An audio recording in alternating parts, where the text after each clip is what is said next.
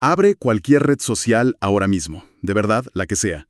Y te aseguro que en menos de 5 minutos te va a salir alguien en un video súper bien editado, prometiendo que tiene el secreto mágico para lograr la libertad financiera. Sí, claro. Y generalmente con un auto de lujo, una playa de fondo, ¿no? Exacto. O prometiéndote que te vas a hacer millonario antes del viernes usando una nueva criptomoneda rarísima. O sea, el instinto natural, y francamente creo que el más sano para la salud mental, es cerrar la pantalla, bloquear el perfil y huir en dirección contraria. Totalmente. Y a ver, esa cortina de acero mental que mencionas es un mecanismo de defensa completamente lógico frente a todo este ruido, porque si somos honestos, el 90% de lo que circula en Internet etiquetado como oportunidad de inversión es humo. Humo estructurado para sacarle dinero a la gente que no sabe del tema. Yo lo confieso, mi reacción automática al escuchar la palabra inversiones es, literal, bajar una cortina de acero en mi cabeza. Pienso en esquemas piramidales o, no sé, en un club súper exclusivo en Wall Street diseñado para que un tipo de traje se quede con nuestro dinero. Y te entiendo perfecto. Pero justamente la inmersión profunda de hoy busca desmantelar esa estafa constante. Vamos a analizar el trabajo de alguien que realmente revolucionó este sector y que destroza esa narrativa. Hoy nos vamos a centrar en los principios de Un paso por delante de Wall Street, que es un texto súper clásico de Peter Lynch. A ver, vamos a frenar ahí un segundo, porque mi escepticismo ya se encendió. Peter Lynch me suena exactamente el perfil del administrador de traje del que la gente común debería desconfiar. O sea, este tipo manejó el Magellan Fund, que era un fondo gigantesco. Sí, uno de los más grandes. Entonces, ¿por qué alguien que nunca ha invertido un peso debería escuchar a alguien que es, literalmente, la definición del sistema financiero? Bueno, fíjate que es precisamente por eso. Porque Lynch operaba desde la cima de ese sistema, pero construyó todo su éxito validando a la gente de a pie. O sea, durante los 13 años que dirigió ese fondo, lo convirtió en el más rentable del mundo.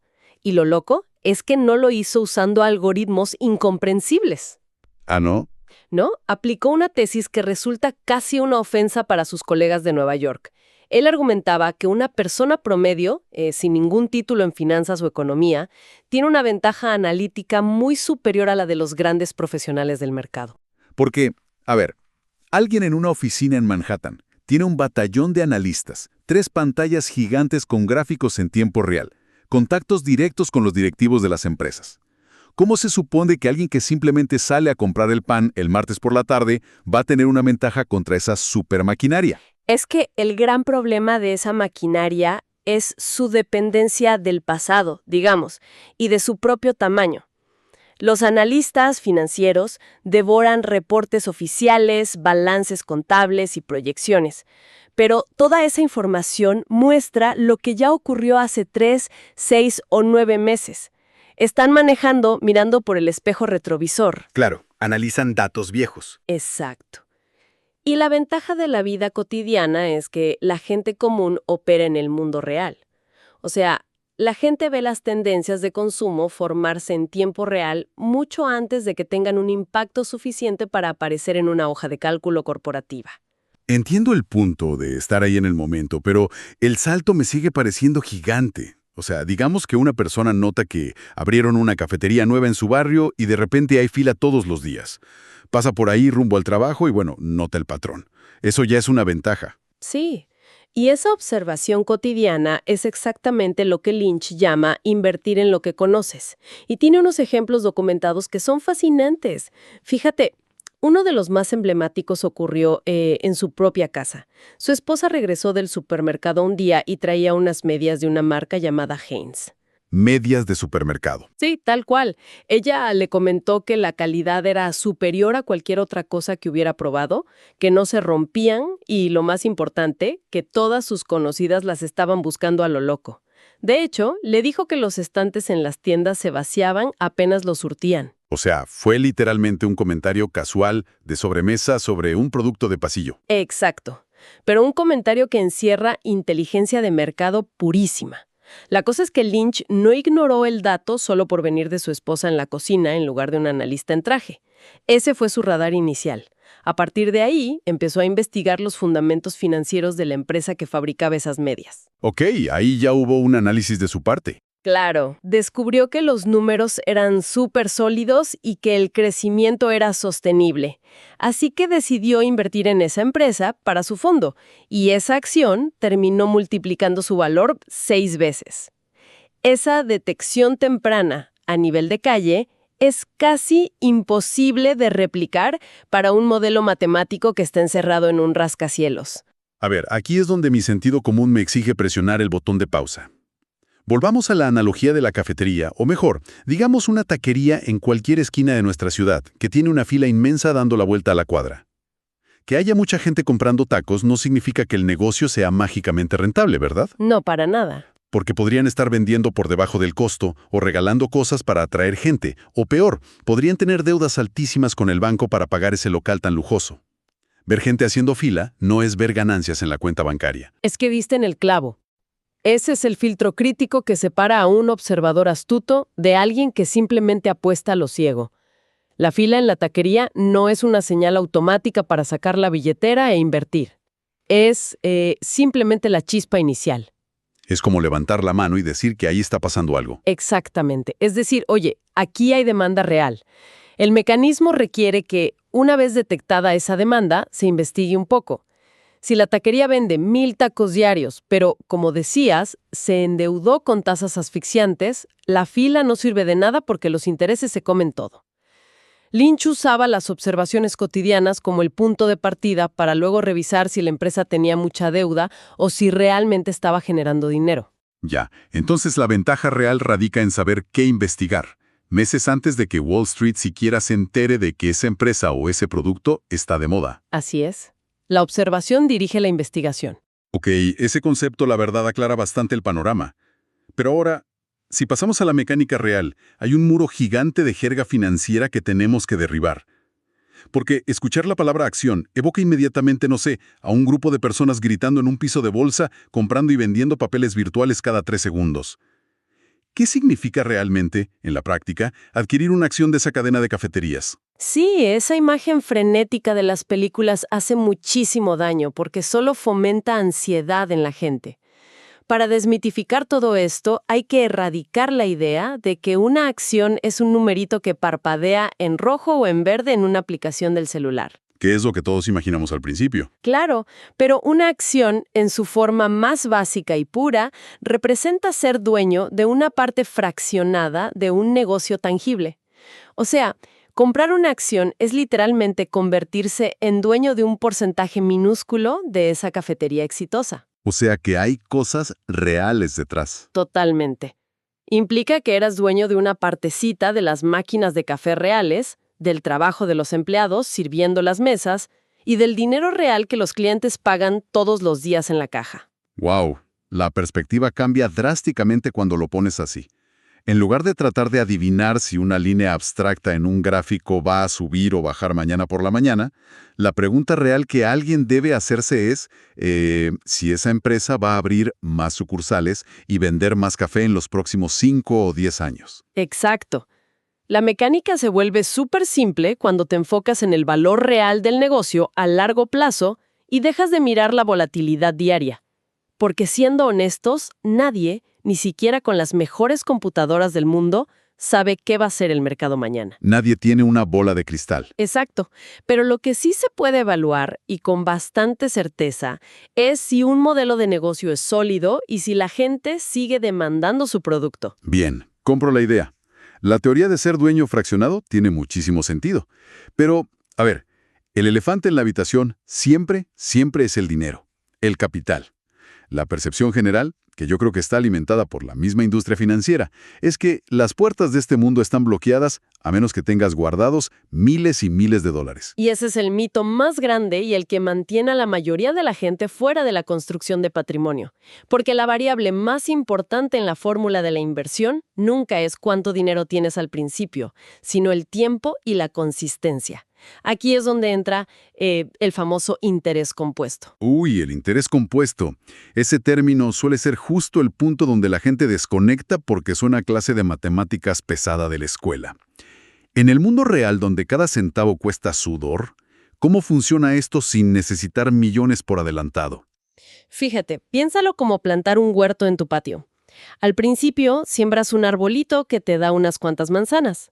El instinto normal es comerte esas manzanas y ya. Pero el interés compuesto te dice, oye, toma las semillas de esas manzanas y plántalas de nuevo. Con el tiempo, los árboles nuevos te dan sus propios frutos, y esas semillas generan más árboles. No es magia, es solo crecimiento acumulado. A ver, me gusta la analogía, pero llevémoslo a números concretos para quienes nos escuchan. Perfecto.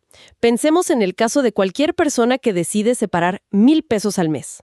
O sea, una cantidad pequeña pero fija, inamovible, y lo hace mes a mes durante 20 años. Ok, 1,000 pesos. 1,000 pesos al mes.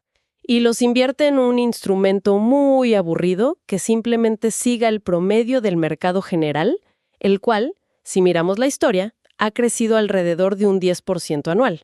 A ver, déjame hacer la cuenta mental rápida. 1,000 pesos al mes en un año son 12,000 pesos. Si esta persona mantiene esa disciplina súper estricta durante 20 años completos, el dinero que realmente salió de su bolsillo, su esfuerzo directo, suma 240,000 pesos en total. Así es. El capital aportado, lo que la persona sudó, son 240,000 pesos. Pero, y aquí viene lo fuerte, debido al mecanismo del interés compuesto, donde las ganancias del año 1 generan sus propias ganancias en el año 2, y así sucesivamente, el resultado final al cabo de esas 2 décadas rondaría los 750,000 pesos. Espera, ¿qué? ¿De 240 a 750? Exactamente. O sea, estamos hablando de que más de $500,000 de pesos se generaron exclusivamente por dejar que el tiempo hiciera lo suyo. ¡Wow! Es súper contraintuitivo, porque nuestro cerebro piensa en línea recta. Asumimos que para tener el triple de dinero, pues hay que trabajar el triple de horas. Y eso agota a cualquiera. Claro. Y aquí la matemática pura demuestra que la paciencia es literalmente lo que reemplaza a tener muchísimo dinero desde el principio. O sea, solo 1,000 pesos al mes sin estar tocando botones todos los días. El tiempo es el que levanta el peso pesado, no tú. No necesitas un salario de director general para comenzar.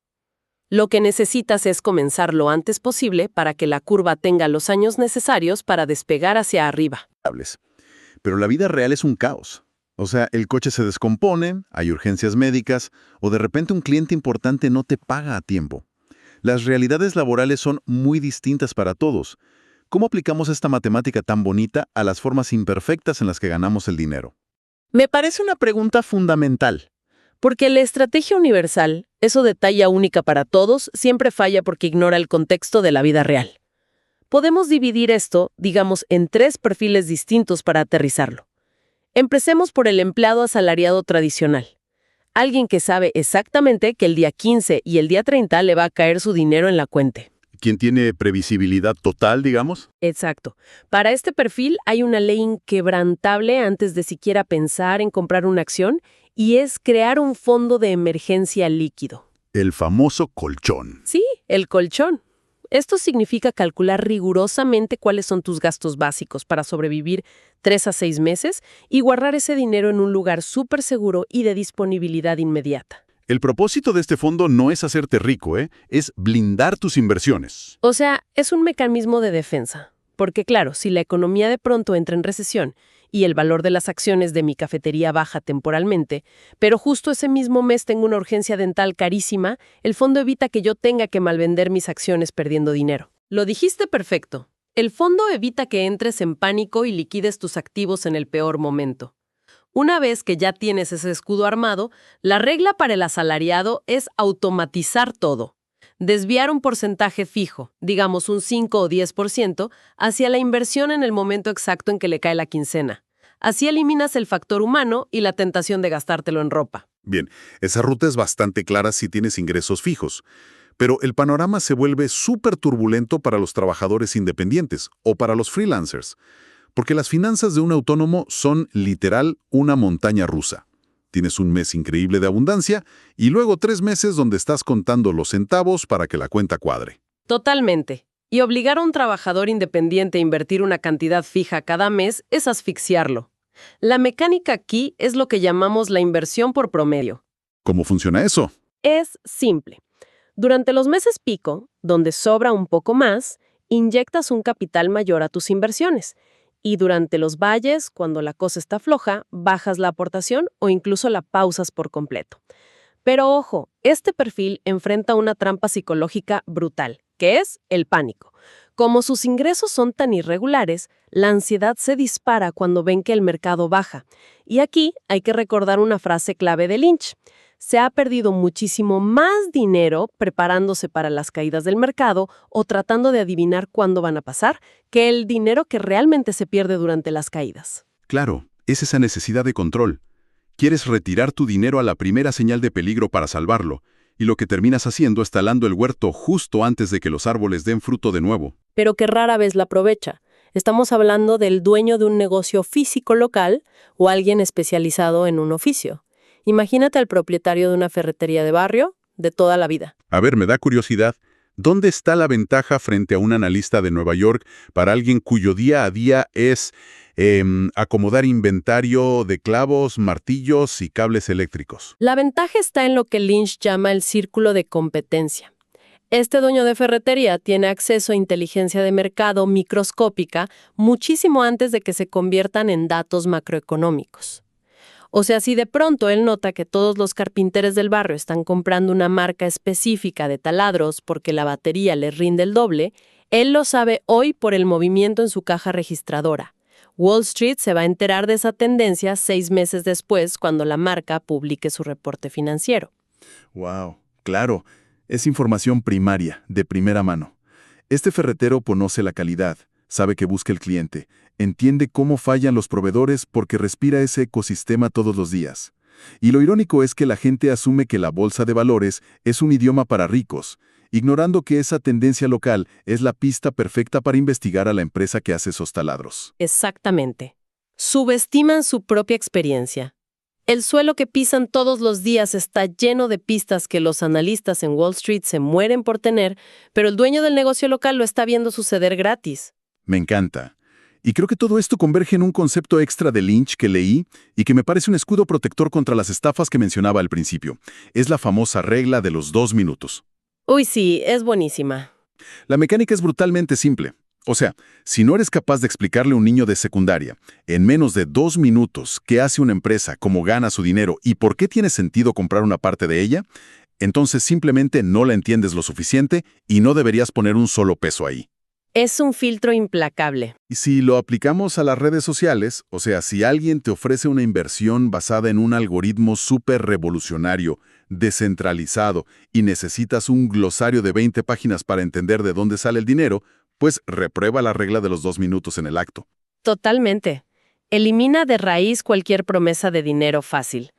Si no lo entiendes rápido, no es inversión, es apuesta. Bueno, pero dejar todo esto flotando en la teoría sería un desperdicio para la misión de este análisis. Para cualquiera que esté procesando esta información ahora mismo, seguramente siente un abismo entre entender la teoría y dar el primer paso. ¿Cómo aterrizamos esto en la vida real, digamos, para esta misma semana, sin incurrir en riesgos tontos? Se puede hacer en 3 pasos súper concretos que no requieren ninguna experiencia previa. El primero es perderle el miedo al entorno digital de las finanzas que sí están reguladas. Hoy en día hay muchas plataformas institucionales en toda Latinoamérica, como GBM en México, o aplicaciones similares súper seguras en otros países. La tarea es simplemente abrir una cuenta. Pero sin meter dinero. Exacto, sin depositar un solo peso todavía. El objetivo es solo explorarla. Navegar por la aplicación, ver los nombres, quitarle ese misticismo tecnológico sin arriesgar tu capital. O si es como sentarte en el asiento del conductor de un auto nuevo para ver dónde están los botones antes de siquiera prender el motor y salir a la calle. Tal cual. Familiarizarte con el entorno. El segundo paso es un ejercicio mental, digamos de agudeza visual. Se trata de salir a la calle usando los lentes de Lynch. Quien haga esto debe prestar muchísima atención la próxima vez que vaya a la plaza o al supermercado.